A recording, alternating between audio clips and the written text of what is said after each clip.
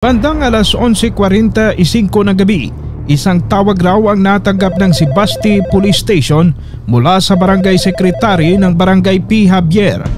Nagsumbong na binaril umano ang kanilang barangay tanod na si Joseboy Castro at barangay captain na si Bernabe Antonio.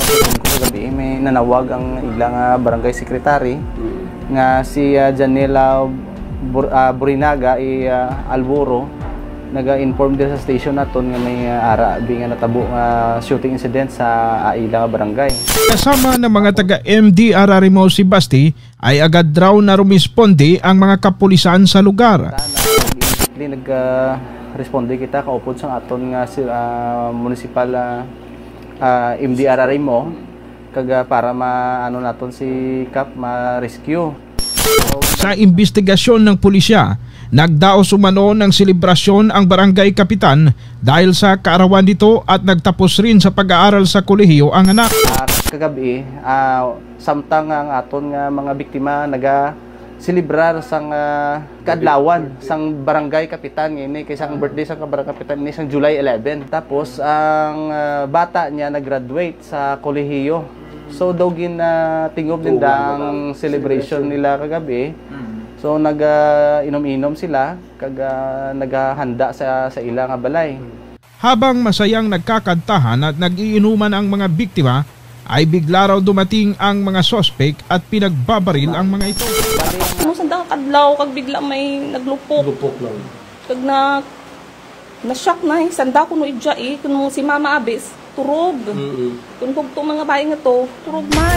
Bali ang aton nga shooter nagakadto dito sa tubang sang balay kag hamtang sa isa ka kudal kag gintaya niya ang pusil niya dito sa sulod sang balay. So bali may extension sir or palayas na sir na tawag no. Guwa sang balay tapos bali may mga bangko, 5 sila sa guwa sa kabilog.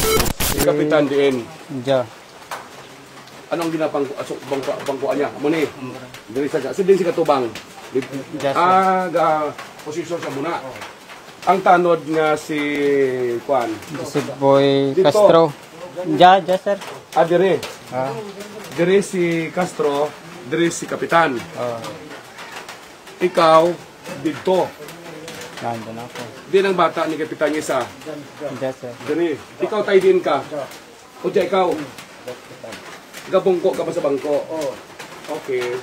Ang sang shooter kag sang biktima nga si Joseboy, mga more or less mga 4 to 5 meters lang.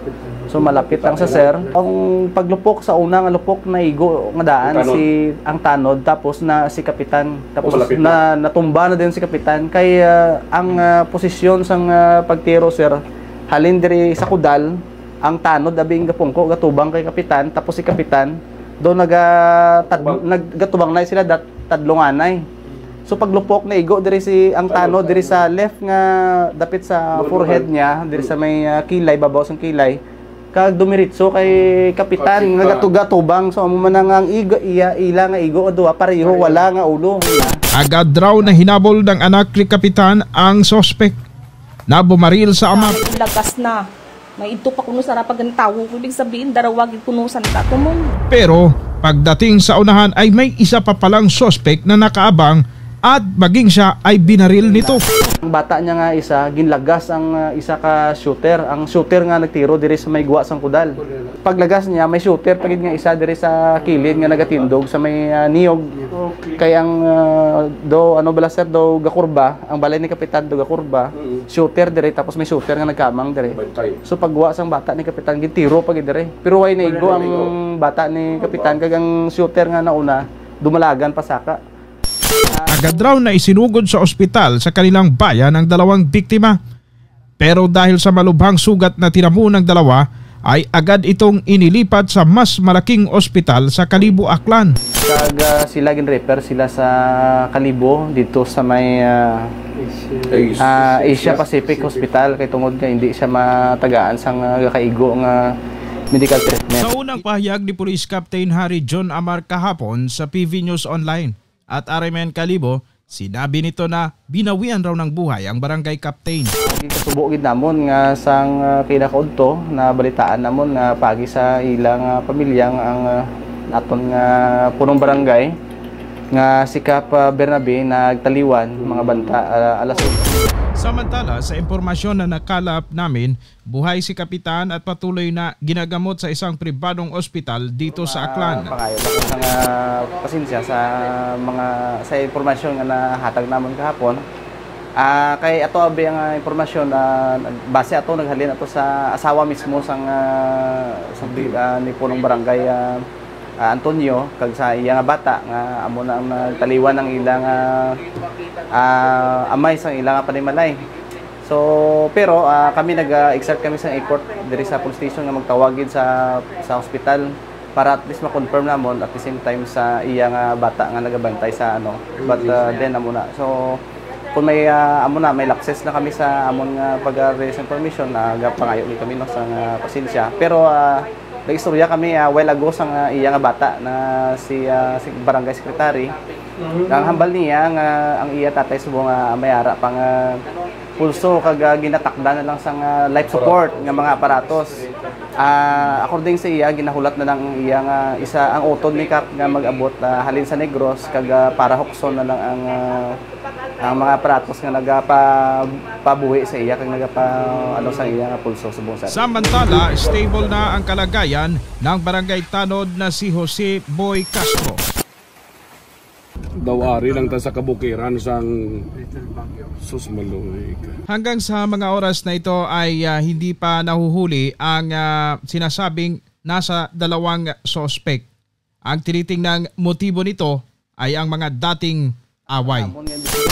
Nahanugod sa mga motibo sir sa pagtiro ang mga biktima kag suspitsado do may mga daan na sir nga mga pinamilya nga inaway.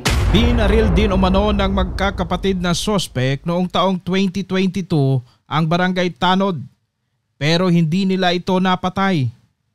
Sinampahan raw sila ng kaso ng Tanod na si Jose Boy Castro at tinulungan ito ni Kapitan Bernabe. Gintiro nila ang ining biktima nga si Jose Boy Castro ang barangay Tanod, gintiro nila. Pero wala ini napatay na nakasurvive ini kag nakatigayon nga napailan ka kaso ining mga suspitsado. 3 ini sila tanan kag ang mga suspect naton nagkapalagyo kay wala pa man sa pending warrant nga nag-abot kag siguro nadala na lang ini kay kapitan tungod si kapitan na nagbulig gid todo sa biktima sir. Kaninang umaga nga kasama ng RMN DYKR at PV News Team kasama natin ang mga kapulisan ay binalikan nila itong lugar na pinangyarihan ng insidente pero wala na talaga doon yung mga suspect maging yung kanilang kapamilya ay hindi na rin nagpaunlak pa ng panayam sa mga media. Mula dito sa Sebasti Antique kasama si Kapobreng Arnel de la Cruz, ako si Archie Hilario ng PV News Online.